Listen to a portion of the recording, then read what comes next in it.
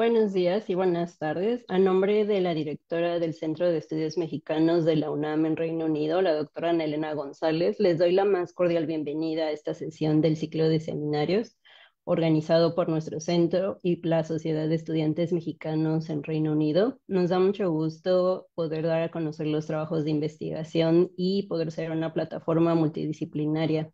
Y les he dado la palabra a Mariana de Lucio, la presidenta de la MEXOC UK. Hola, ¿qué tal? Buenas tardes a todos y a todas. Me da muchísimo gusto darles la bienvenida a nombre de la Sociedad de Estudiantes Mexicanas y Mexicanos en el Reino Unido y darles una bienvenida a un ciclo, bueno, a una conferencia más en el ciclo de seminarios. Bueno, el día de hoy, antes de presentar a nuestro ponente, me gustaría también darle la bienvenida a Luis Calixto de Ubícate, quien, bueno, tiene una plataforma muy interesante. Sin más preámbulos, me encantaría darle la palabra para que nos contara sobre esta plataforma para invitarles a conectarse. Em, ¿Sí pueden ver mi pantalla? Sí, sí, se ve. Perfecto. En esencia, de nuevo, es una plataforma que su funcionalidad, digamos, clave y su diferenciador es que a través de un mapa permite a los usuarios que exclusivamente son de nacionalidad, digamos, de por los países de la América Latina, encontrar a sus paisanos y conectar. Digamos, esta iniciativa nace a partir de una plataforma, de hecho, mexicana, que conectaba a estudiantes y como hubo mucha demanda en su inicio, decidimos expandirla para abarcar a todas las nacionalidades de Latinoamérica, ¿no? Incluidos países del Caribe. Bueno, en esencia es muy, muy sencillo, hay preguntas frecuentes. Estoy haciendo una demostración muy, muy breve acerca de cómo pueden registrarse, acceder a la plataforma, preguntas frecuentes, que por cierto están en los tres idiomas.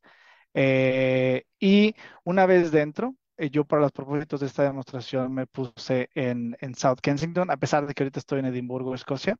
Y lo que hace bien la plataforma es mostrar digamos, a los latinos con su banderita de nacionalidad y poder mandar un hola. Y una vez que han mandado, que ha recibido el hola, por en este caso Nicolás, al aceptarla ya podemos hablar. Y una vez que esa conversación, digamos, comience, ya podemos intercambiar WhatsApp o Instagram, como el objetivo es que aquí se encuentren y que después puedan llevar la comunicación a cualquier lado.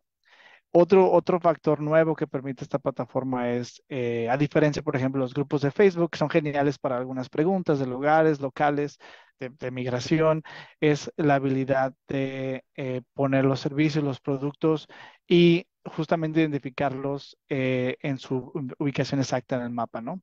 Es una cosa que, por ejemplo, no hace directamente Facebook, pero como no queremos complementar, digamos, algunos de los grupos de Facebook o algunas otras plataformas. Eh, y otra de las funcionalidades, digamos, que tiene la plataforma es que pueden contar su historia, y esta es la primera vez que lo menciono, aquí se me ha pasado a mencionarlo.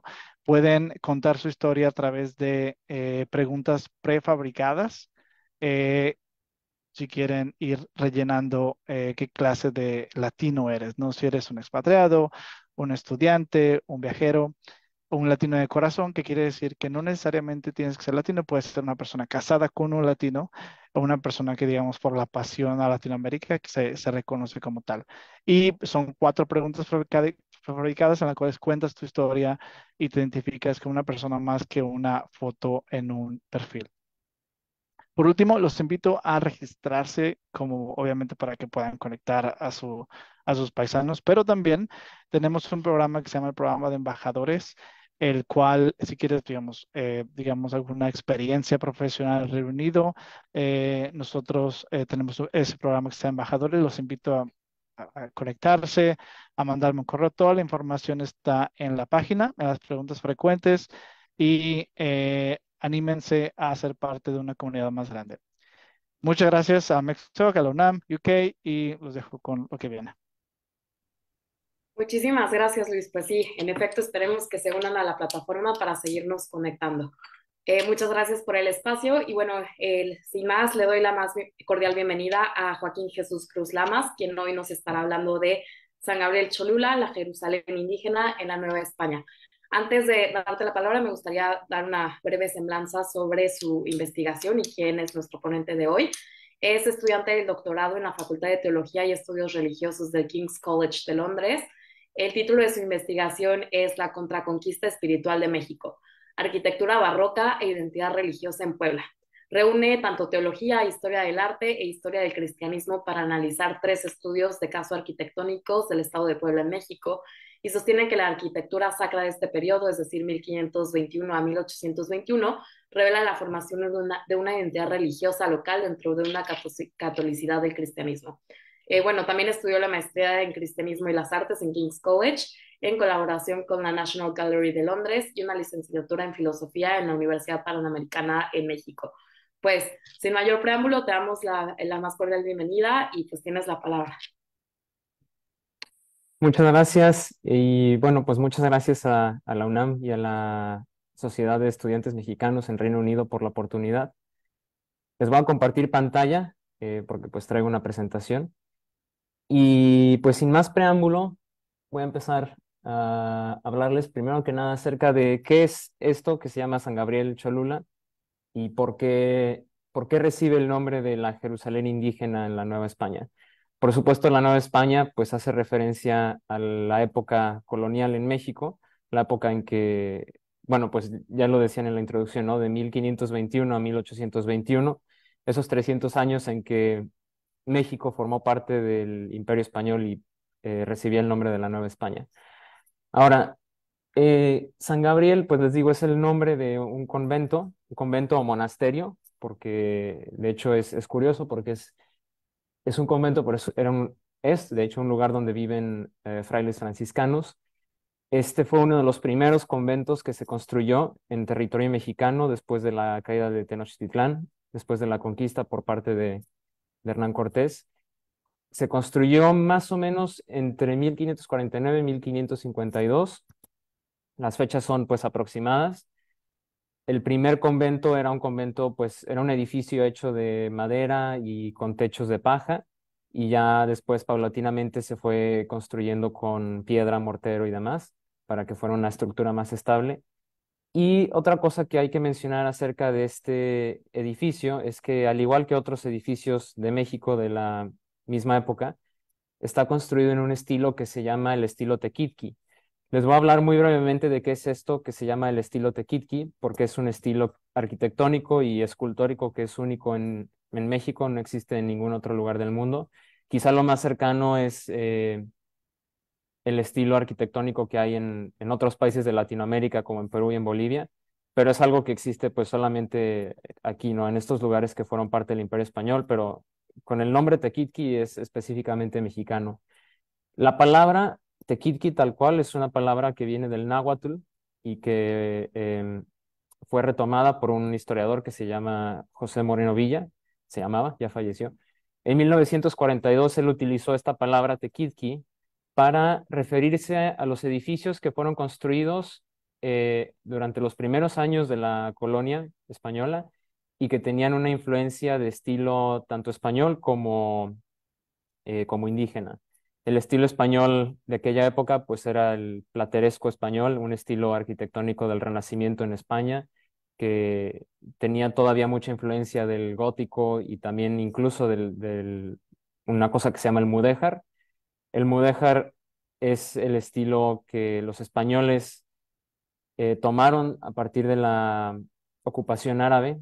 Ustedes probablemente lo saben, España durante cerca de 800 años más o menos fue parte pues, de un califato árabe, primero dominado por la dinastía Omeya y después pues ya por otras. Y lo que quedó de influencia islámica en la arquitectura recibió el nombre de mudéjar. Ahora, el nombre mudéjar, todo se va a conectar al final, van a ver. El nombre mudéjar viene de una palabra en árabe que es mudajan y que significa tributario. Y se usó esa palabra porque era el estilo arquitectónico pues de los tributarios, ¿no? O sea, los que vivían en España y tenían que pagar el tributo a los califas de la dinastía Omeya. José Moreno Villa, cuando está estudiando la arquitectura de México de los primeros años de la colonia, dice, esto se parece mucho a lo que pasó en España con la mezcla entre el estilo árabe y el estilo gótico y otros estilos europeos, y quería un término que fuera parecido. Entonces, la palabra que él encontró que se adaptaba mejor a estas circunstancias era tequitqui, porque Tequitqui significa tributario justamente en náhuatl. Entonces se inspira en el mudéjar, que viene de mudajan en árabe, que es tributario, y lo utiliza ahora pues en náhuatl, ¿no? El arte tributario. Entonces les digo, ¿no? Esto es importante porque es el estilo arquitectónico del convento de San Gabriel en Cholula, pero también es el estilo de muchos otros conventos de la misma época, sobre todo de los conventos franciscanos que fueron los primeros en ser construidos en México. En concreto, así los primeritos pues fueron el de Tlaxcala, el de México y el de Huejotzingo. El de Tlaxcala, de hecho, justamente tiene incluso influencia árabe. Si ustedes algún día van a Tlaxcala y se fijan en el techo de la catedral, el convento de Tlaxcala es ahora la catedral, verán que tiene un techo con motivos árabes, con estos intrincados diseños geométricos, ¿no? Que se encuentran en las mezquitas, y tiene también diseños de estrellas, ¿no? Como imitando el cielo. Em, entonces, pues bueno, este es el estilo, ¿no? Les digo que está presente en estos conventos. Cholula ya era una ciudad muy importante desde antes de la conquista española. En tiempos precolombinos, pues era un centro ceremonial bastante relevante. Se cree que contaba con una población de aproximadamente 12,000 habitantes, más o menos, para el tiempo que llegaron los españoles. Y además tenía un importante templo dedicado a Quetzalcóatl. De hecho, si ustedes van a Cholula hoy en día, pues notarán que el famoso templo de Nuestra Señora de los Remedios, que está construido sobre una pirámide, pues justamente, ¿no? O sea, ahí estaba el templo de Quetzalcóatl. Y justo junto a ese templo, que es muy famoso, es donde está el convento de San Gabriel Cholula.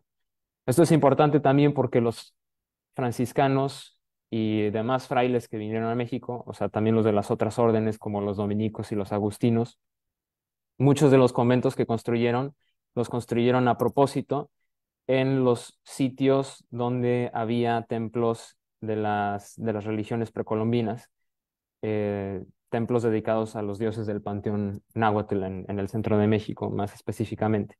Y el caso de Cholula, pues es ese, ¿no? O sea, Cholula, el convento lo hacen ahí porque quieren hacer un convento donde antes estaba el templo de Quetzalcóatl. Ahora, les quiero mostrar muy rápido un ejemplo de la arquitectura esta que se llama mudéjar. Esta es la Catedral Mezquita de Córdoba. Es una catedral cristiana, pero si ustedes la ven hoy en día, pues tiene todavía muchos rastros de cuando era una mezquita, ¿no?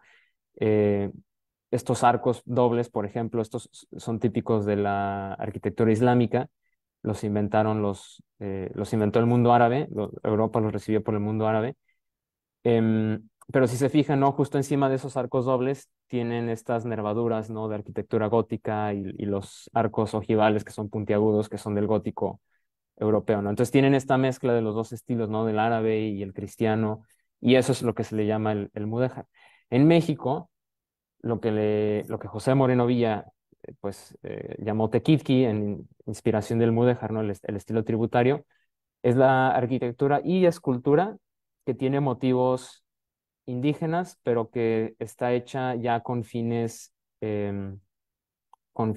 cristianos, ¿no? O sea, es arquitectura que se construyó durante la época de la colonia, pero que todavía tiene rasgos indígenas. Y les pongo aquí en concreto este ejemplo, que es un relieve del ex convento de Tecamachalco, también en Puebla. Este es un águila, es un relieve de un águila. El águila en el cristianismo hace referencia a la figura de San Juan Evangelista, pero si ustedes pues prestan atención, este es un águila que tiene puesta una diadema azteca, ¿no? Y lo que parece que está sosteniendo en el pico no es la serpiente, lamento decepcionarlos, no es el escudo nacional, es, era una especie pues de bastón ceremonial, ¿no? Que se usaba para ciertas ceremonias litúrgicas en el mundo náhuatl. Otro buen ejemplo son lo que se llaman las cruces atriales. Más adelante voy a explicarles un poco más acerca de las cruces atriales. Les pongo aquí un ejemplo de una cruz que está en Huichapan, Hidalgo.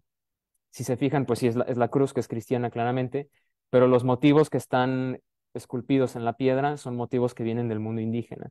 Aquí no se alcanza a ver muy bien, pero en los brazos de la cruz al final tiene unas flores, y son flores que vienen, pues, o sea, son flores de México, no son flores europeas, y que además el estilo, como están esculpidas viene pues justamente del estilo indígena, es con el mismo estilo que ustedes las encuentran, por ejemplo, en los códices. Y lo mismo pues con otros detalles también de todas estas esculturas, ¿no? Entonces, bueno, eso es muy breve lo que es el estilo Tequitqui. Les digo, es importante entenderlo porque es el estilo del convento de San Gabriel de Cholula y es el estilo justamente en el que se trata de expresar esta idea de que este convento representa una nueva Jerusalén. Y esa es la idea a la que quería llegar y la que voy a explicar hoy, obviamente. Eh, este no es el único convento que trata de evocar esta idea de la Nueva Jerusalén. De hecho, casi todos los conventos de esta época fueron construidos con esta idea en la cabeza. Y lo que voy a hacer hoy es explicarles por qué la Nueva Jerusalén y cómo es que el convento trata de expresar esa idea de la Nueva Jerusalén. La Nueva Jerusalén es una idea teológica que viene del libro del Apocalipsis. El libro del Apocalipsis es el último libro de la Biblia. Apocalipsis, pues normalmente uno piensa no es el fin de los tiempos y pues efectivamente es una serie de profecías de lo que en el cristianismo se cree que va a suceder al final de los tiempos. Eh, y lo que pasó en Cholula, así como en otros conventos, es que esta idea de la Nueva Jerusalén se mezcló con ideas de la religión náhuatl, más en concreto ideas que podemos encontrar en el uso de los calendarios nahuas, que eran el Tonalpohualli y el Xumolpili. Y les voy a explicar por qué en el transcurso de esta breve charla. Primero voy a empezar con las fuentes teológicas de los frailes. ¿De dónde viene esta idea de la Nueva Jerusalén? ¿De dónde la sacaron? Y pues cuál era el significado que tenía para ellos, ¿no? Para los misioneros cristianos. Esta primera imagen que ven aquí es importante y en unos minutos van a entender por qué. Estos son los famosos primeros 12 frailes franciscanos que llegaron a México. Se dice los primeros 12, aunque en estricto sentido no fueron los primeros frailes. Los primeros frailes que llegaron a México fueron 3 frailes, que fueron Pedro de Gante, creo que Juan de Tecto y Juan de Agora eran los otros 2. El más importante es Pedro de Gante por muchas razones que, por desgracia, no tenemos tiempo hoy para hablar de Pedro de Gante, que es una figura, a mí me parece bastante interesante, pero quizá en otra ocasión. Pero bueno, el punto es que estos 12 monjes llegan después, pocos años después de los primeros 3. Se les llaman los primeros 12 porque ellos fueron los que empezaron a construir conventos ya de manera más sistemática, vamos a decirlo así, en México, ¿no? El primer convento que se construyó, que si no me equivoco es el de la Ciudad de México, que por desgracia ya no existe, lo construyó justamente Pedro de Gante, ¿no? Que les digo que es una figura muy, muy interesante. Ese convento estaba en donde hoy en día está la Torre Latinoamericana y todos los edificios que están alrededor. Hoy en día, de hecho, pues todavía pueden visitar la iglesia. La iglesia ahí sigue, tiene unos retablos barrocos preciosos. Pero toda esa cuadra, bueno, no solo o sea, había varias cuadras de ahí del centro histórico alrededor de la Torre Latino, que eran parte del convento franciscano, que fue el primero que construyeron en México. Y estos primeros 12, les digo, van a ser importantes. Ahorita van a entender por qué. Tengan en mente el número 12 sobre todo, ¿no? Es gran parte de la relevancia de estos, de estos primeros frailes que llegaron a México. Ahora, les digo, la idea de la Nueva Jerusalén, la primera fuente teológica, pues viene justo de la Biblia. Un pasaje donde se menciona, ¿no? Así la idea de Jerusalén es es del libro del Apocalipsis, escrito, según se cree, por el evangelista Juan.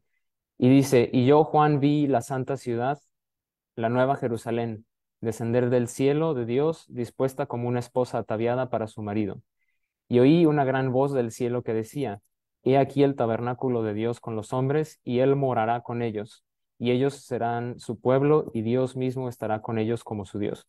Estas ideas son muy importantes porque, uno, bueno, ya está ahí la entrada la idea de la Nueva Jerusalén, que hace referencia, obviamente, a la Jerusalén que está pues, hoy en día Israel, ¿no?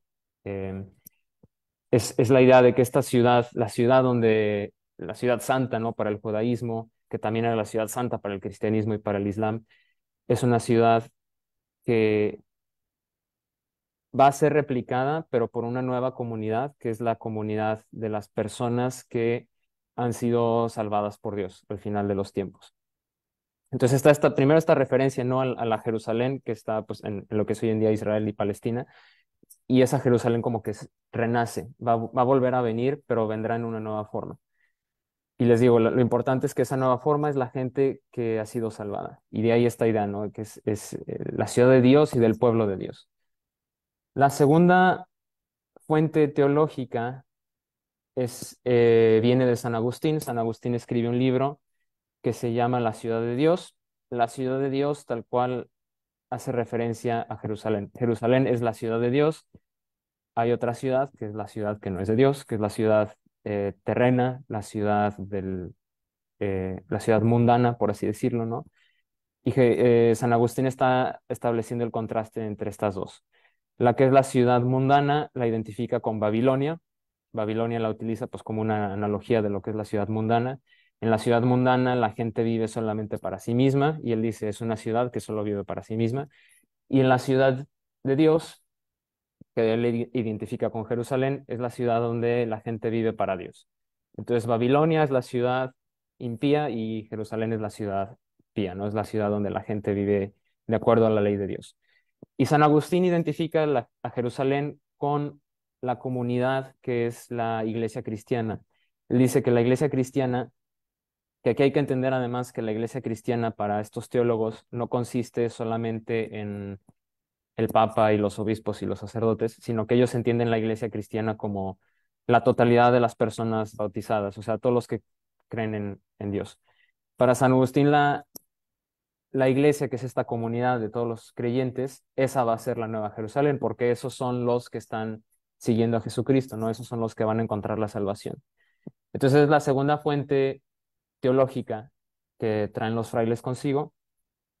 La siguiente viene de un libro que se llama La Psicomaquia, escrita por un poeta latino de los primeros años del cristianismo que se llamaba Prudencio.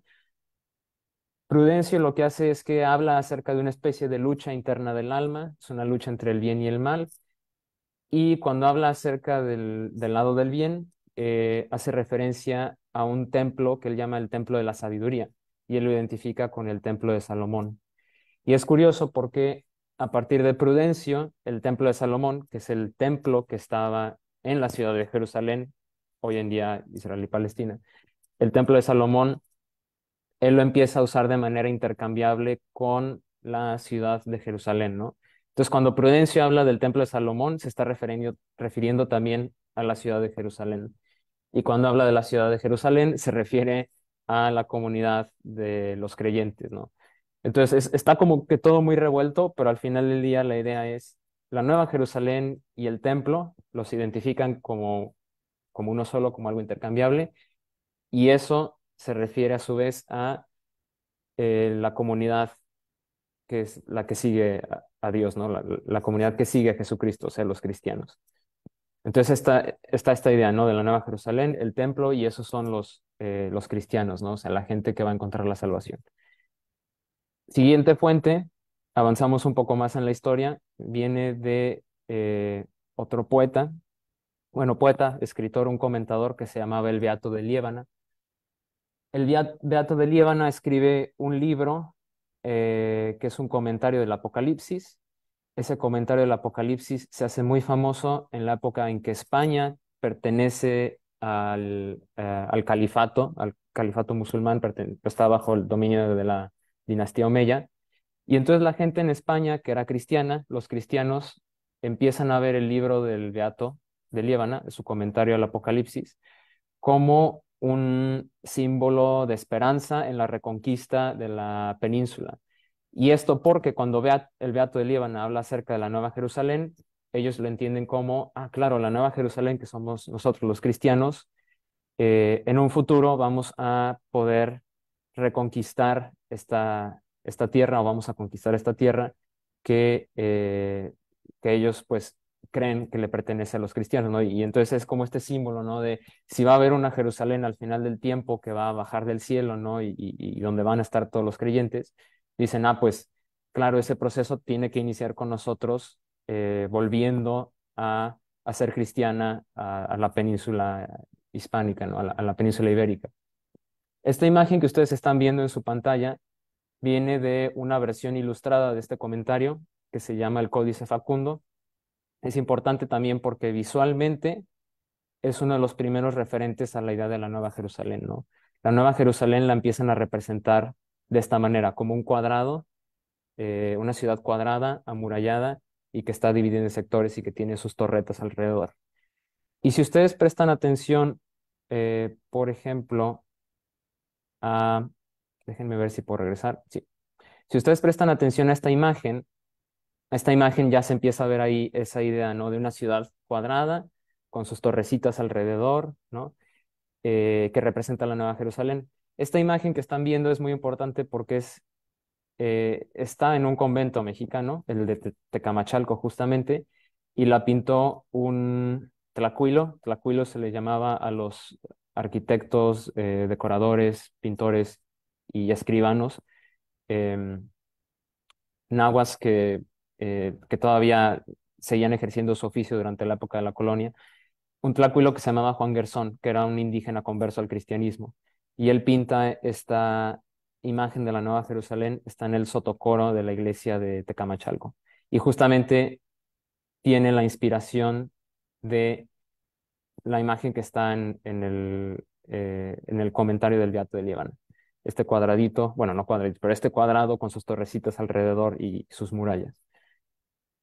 Luego, siguiente fuente teológica, y les prometo que ya casi terminamos con los frailes, era un filósofo teólogo de la Edad Media que se llamaba Joaquín del Fiore, que era italiano, que escribe también acerca del Apocalipsis. Seguimos con la idea del Apocalipsis, ¿no? Porque al final de los tiempos es cuando se cree que va a venir la Nueva Jerusalén.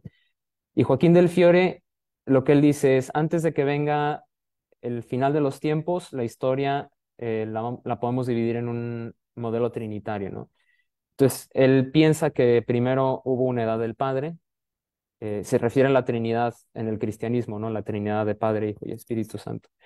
Él cree que primero hubo una edad del Padre, esa edad del Padre, dicho mal y pronto, sería pues el Antiguo Testamento, que hubo una edad del Hijo, que igual, o sea, mal y pronto pues es la época en que vive Jesucristo, ¿no? Y el Nuevo Testamento, y que va a haber una edad del Espíritu Santo. Y él cree que la edad del Espíritu Santo es la tercera y la última, y no solo eso, sino que él cree también que es su época, la Edad Media, era ya cuando se estaba aproximando la edad del Espíritu. O sea, él pensaba que todavía estaban viviendo en la edad del Hijo y que la edad del Espíritu estaba por venir y la edad del Espíritu iba a ser la última, ¿no? Y entonces ya con la edad del Espíritu al final iba a venir el Apocalipsis y la Nueva Jerusalén.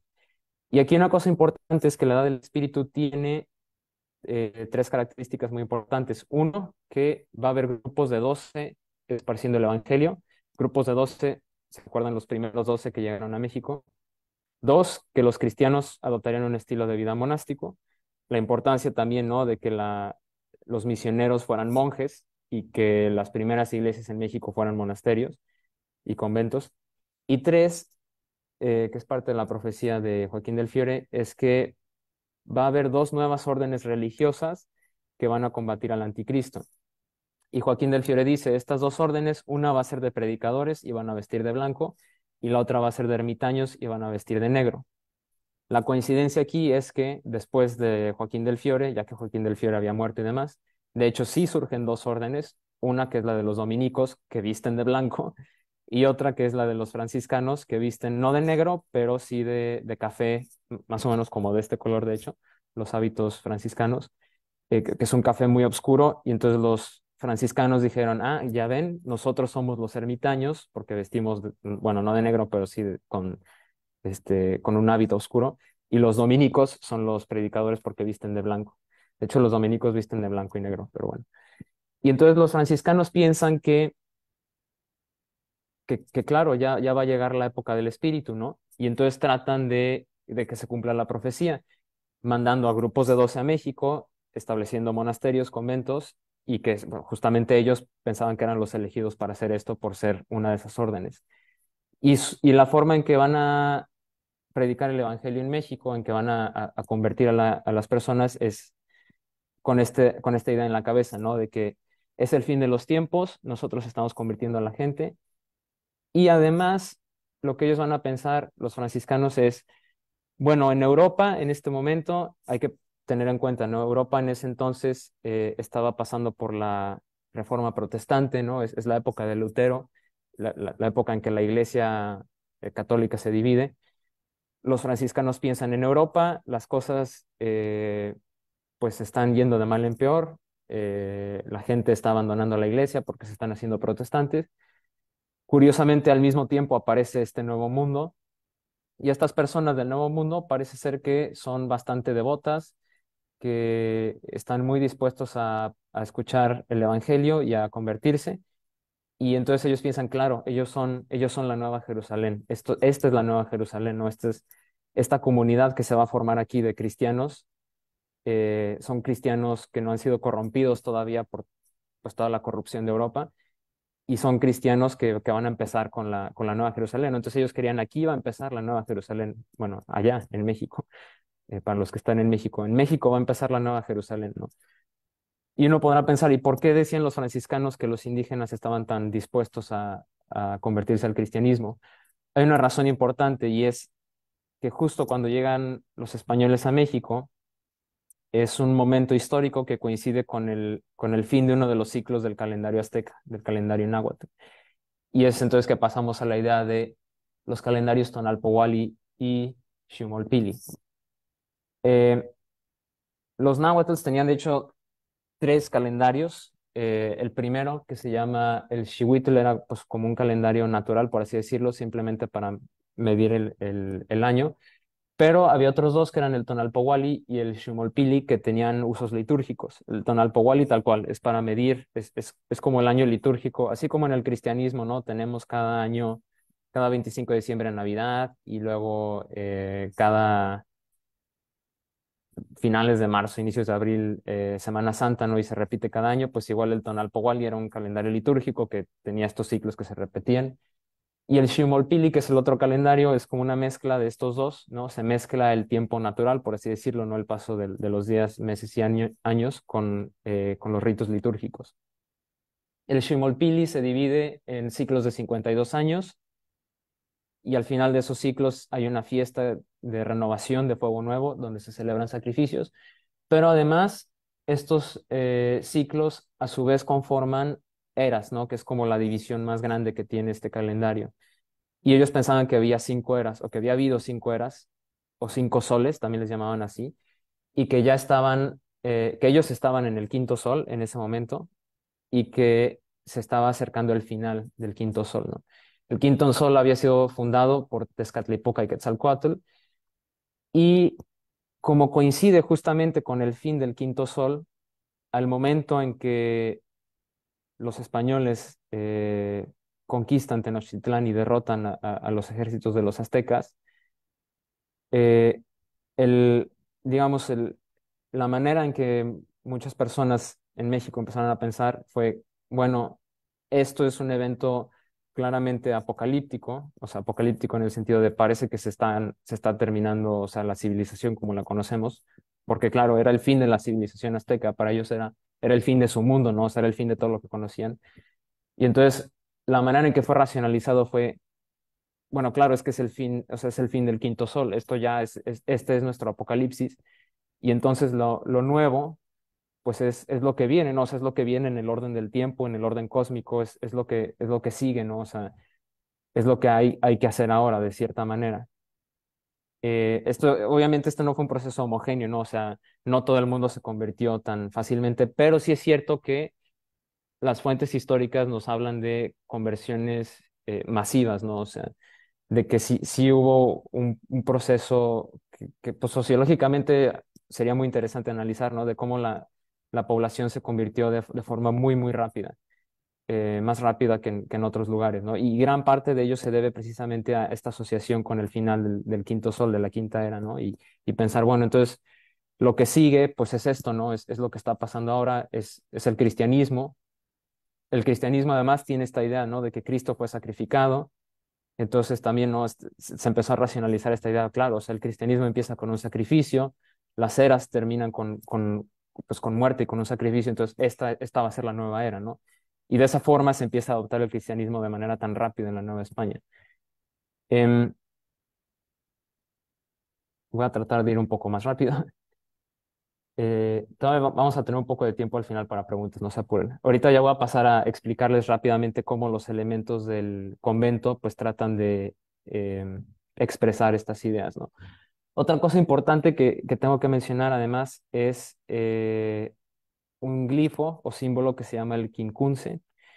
El quincunce se utilizaba para representar Olin. Olin es el nombre que recibía el quinto sol. Y además este glifo, pues es como el que ustedes están viendo en pantalla en este momento, ¿no? Tiene una forma, tiene una forma que parece una cruz y que en el centro pues tiene estos circulitos, ¿no? La idea, el quincunce en realidad, o sea, en su forma más básica, pues sí, es justamente una cruz, casi siempre una cruz en forma de X, donde se conectan pues cuatro puntos, ¿no? Las cuatro esquinas de un cuadrado y que además en el centro pues están conectadas, ¿no? En el eje de esta cruz, de estas aspas, y siempre en el centro pues ponen un quinto elemento, ¿no? Esto ahorita van a ver por qué es importante. Ahora les voy a hablar acerca de los elementos arquitectónicos del convento. Ahorita de hecho van a ver una foto de vista aérea del convento. El primer elemento es el atrio. El atrio del convento es una plaza. Si ustedes han ido a Cholula, pues lo habrán visto. Si no han ido, o sea, ahorita les voy a enseñar una foto. Es una plaza muy amplia que está afuera de la iglesia principal del convento, eh, que además tiene en sus esquinas, tiene unas capillitas que se llaman capillas posas y que también ahorita voy a explicar, y que además está amurallado, pero es una muralla muy extraña porque es una muralla como muy bajita, o sea que en realidad no sirve para defensa, pero que tiene, eh, pero que de todas formas parece como si fuera la muralla de un castillo porque tiene las almenas, ¿no? O sea, o los batallones, ¿no? O sea, esta forma que es así como que ustedes ven en los castillos casi siempre. Eh, Había gente que antes pensaba, ¿no? Que los conventos se habían utilizado como fortaleza por eso, ¿no? Porque tenían esta estructura que parecía como de castillo. Pero lo más probable es que no sea eso, que no fueran utilizados como fortaleza, sino que más bien estaban representando a la Nueva Jerusalén. Si se acuerdan cómo la Nueva Jerusalén estaba representada en el libro del Beato de Liébana, se acordarán que pues, era un cuadrado amurallado con sus torrecitas, pues justamente, ¿no? O sea, es como evocar esta idea, ¿no? Es tratar de representar esa imagen de Jerusalén o de la Nueva Jerusalén, pero en un convento, ¿no? Y por eso tiene pues sus almenas, ¿no? Y sus elementos que parecen así como torrecitas, que es para dar esta idea de que ahí va a ser la Nueva Jerusalén. Además, los atrios en los conventos casi siempre los ponían en el mismo lugar donde los templos prehispánicos habían tenido su plaza. Los templos prehispánicos, pues muchos de ellos eran pirámides, pero siempre tenían una plaza frente a ellos, no sé, tenían como una explanada muy grande. La gente se congregaba en la plaza y muchas ceremonias, de hecho, se celebraban en la plaza. Los sacerdotes eran los únicos que subían a la pirámide, ¿no? Y entonces la celebración religiosa, pues era, pues sí, estaba el sacerdote en la pirámide, pero la gente estaba en la plaza, ¿no? Entonces muchas celebraciones, pues eran más bien dentro de la plaza, ¿no? Entonces fue muy fácil, ¿no? Para los franciscanos hacer atrios porque, pues eran las plazas que ya existían antes. Entonces la gente seguía yendo porque, pues sí, claro, era el lugar de culto, era el lugar donde se hacían las ceremonias religiosas. En la mentalidad, ¿no? Eh, de estas comunidades indígenas que acaban de incorporarse, bueno, que acaban de ser conquistados por los españoles, eh, pues había como esta continuidad, ¿no? De antes se celebraban los rituales religiosos del panteón náhuatl en estas plazas, ahora se celebran las misas, las procesiones de Corpus Christi, etcétera, etcétera. Esta es la imagen del convento. Es una vista aérea. Ahí se ve el atrio. Es un atrio bastante grande, de hecho es de los más grandes que hay en México. Hay otros conventos que tienen atrios un poco más pequeños. Se alcanzan a ver ahí en las esquinas las que les decía, ¿no? Que son las capillas posas. Ahorita les voy a explicar un poco más. Y una capilla muy grande que ustedes ven en la parte superior derecha de la imagen, que se llama la Capilla Real o Capilla de Indios, que ahorita también les voy a explicar qué es. Pero primero les va a hablar un poco de la cruz atrial. La cruz atrial está en el centro. Es una cruz como la que les enseñé al principio, de estilo tequitqui, pero además estas cruces en los conventos de esta época y en Cholula también, hacen referencia a otro elemento de la religión náhuatl, que era el xocotl. El xocotl era una especie de poste de madera que se colocaba en el centro de estas plazas, ¿no? Donde se hacían las ceremonias religiosas, que simbolizaba el centro del universo y la conexión de los 4 puntos cardinales. Estas cruces además se parecen curiosamente muchísimo a los árboles cósmicos que podemos encontrar en los códices prehispánicos. En concreto hay dos donde se ve muy claro: el códice Borgia, que ahora está en la Librería Vaticana, y el códice Feyerabad-Mayer, que está en Liverpool, pero tenemos un facsímil aquí en el Museo Británico, que está en la Sala de México y se puede visitar. Aquí están las dos cruces atriales que son como muy estereotípicas. Una es del convento de Huejotzingo, la que está a la derecha, y la otra pues es la que ya habíamos visto, ¿no? Hace unos minutos. Y aquí les enseño también los árboles cósmicos, ¿no? Entonces, si ustedes prestan atención, ¿no? O sea, los brazos de la cruz guardan este parecido, ¿no? Con los brazos que tenían los árboles cósmicos en los códices prehispánicos. Les pongo también aquí la imagen la primera imagen era del códice Borgia, esta es la del códice eh, Feyerabad-Mayer. Entonces les digo, ¿no? Está este parecido, ¿no? Entre las cruces atriales y los árboles cósmicos. En el atrio también hay una puerta que da entrada a la iglesia, que es como una puerta lateral, que se llama la puerta de la Porciúncula. Es una puerta que tiene iconografía de la Pasión de Cristo, cosas como la corona de espinas, los clavos, los flagelos, etcétera, etcétera, y que se cree, de acuerdo a ciertos historiadores y arqueólogos como Gabriel Espinosa Pineda, que hace referencia a la idea de el atrio como un lugar de sacrificio, ¿no? O sea, esto de usar iconografía de la Pasión de Cristo en una puerta que da al atrio, pues justamente te habla de que si antes en las plazas pues era donde se celebraban ceremonias religiosas de sacrificios, la plaza sigue teniendo ese mismo papel, esa misma función, pero ahora el sacrificio que se realiza ahí es el sacrificio de Cristo, ¿no? Que se celebra en la misa cristiana. Entonces, tienen esa función, ¿no? De evocar el sacrificio. Y ahora sí, las capillas posas, que les digo que están en cada esquina, la función que tenían, la función práctica, era que en los atrios se celebraban procesiones eucarísticas, donde se llevaba pues la hostia en una custodia, ¿no? Como se sigue haciendo hasta la fecha. Pero además en cada capilla lo que sucedía era que el sacerdote se detenía y paraba ahí unos minutos, ¿no? Había pues adoración eucarística y luego seguía y pasaba a la siguiente capilla, ¿no? Y estas capillas que estaban en las esquinas, pues tienen el nombre de posas porque se hace una pausa, ¿no? Y se posa ahí la Eucaristía. Ahora, parte del simbolismo que tienen estas capillas, pues viene justamente, ¿no? De esta referencia visual a la Nueva Jerusalén. Las capillas pues parecen, ¿no? Como las torretas que están en las esquinas de la ciudad. Pero además el hecho de que sean 4 y que estén en las esquinas es también importante porque se cree, de acuerdo a ciertos historiadores, ¿no? Como Espinosa Pineda nuevamente, se cree que representaban las 4 esquinas del mundo. Y al estar en las 4 esquinas del atrio, ¿no? Representando las 4 esquinas del mundo, también, digamos, de cierta manera como que estaban conectadas con la cruz que estaba en el centro, ¿no? Entonces eran las 4 esquinas del mundo rodeando la cruz que está en el centro, y el centro era pues como una especie de lugar donde se conectaban las 4 esquinas del mundo y se conectaba la dimensión terrena con la dimensión celestial. Es muy curioso también que además, pues justo, ¿no? Esta idea de 4 esquinas conectadas en el centro, ¿no? Por un elemento que está ahí, pues es la idea básica que forma parte bueno, que conforma el glifo del quincunce. O sea, como que todo se va repitiendo, ¿no?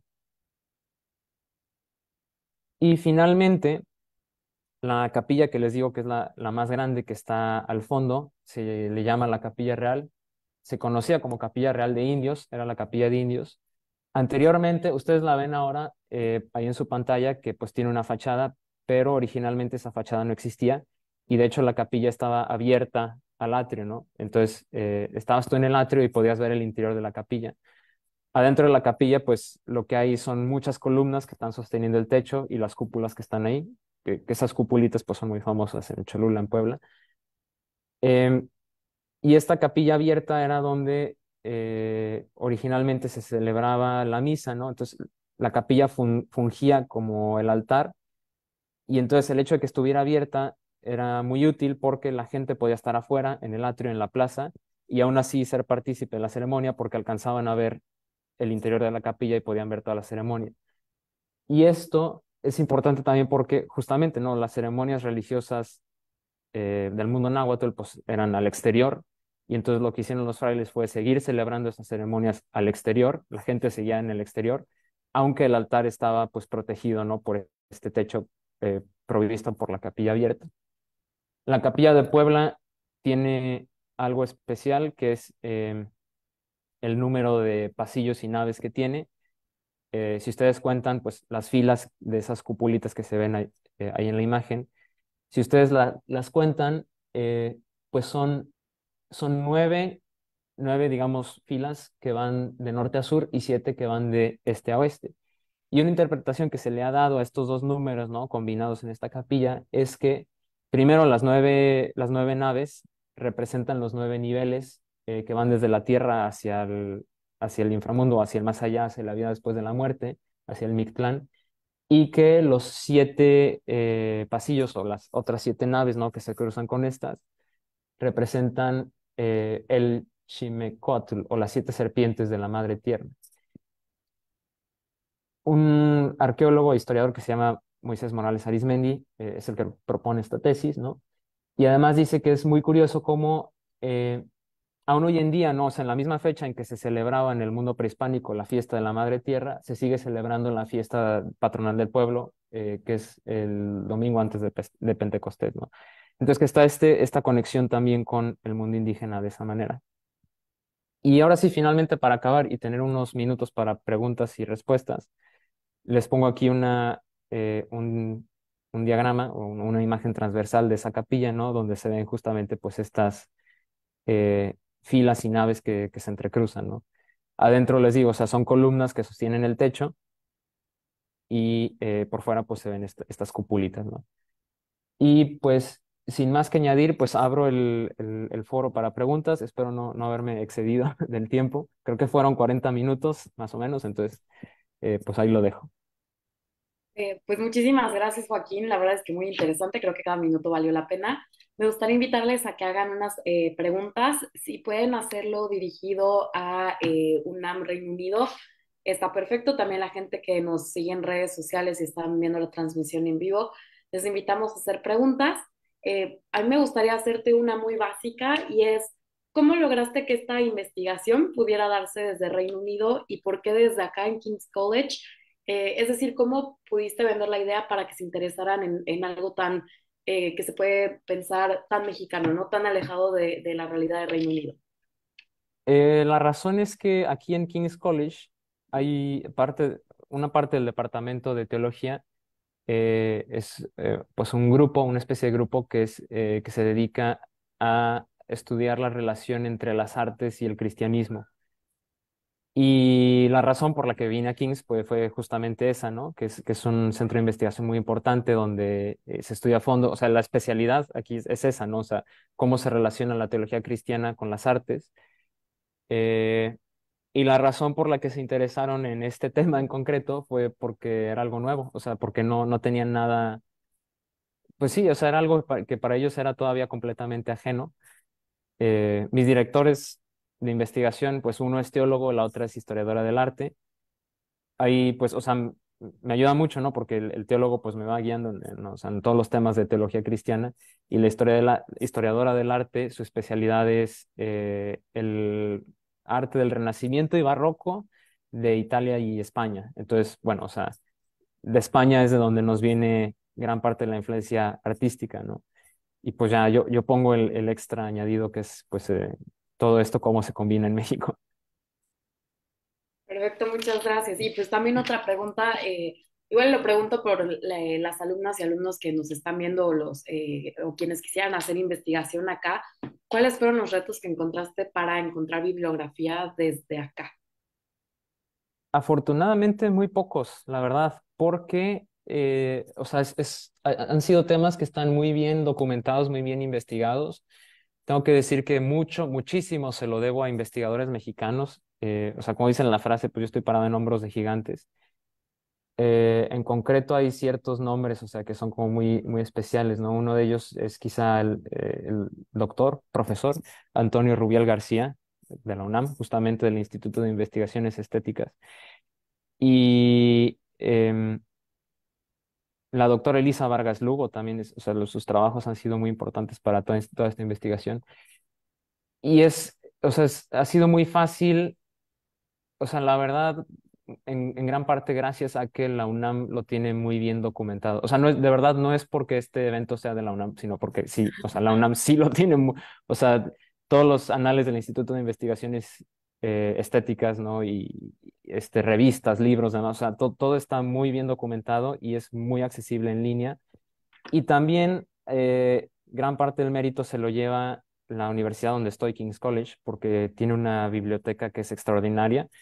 Y hay una biblioteca, además, que no es de King's solamente, sino que es como la biblioteca de todas las universidades de Londres, de la University of London, que se llama Senate House Library, que también está súper bien documentada.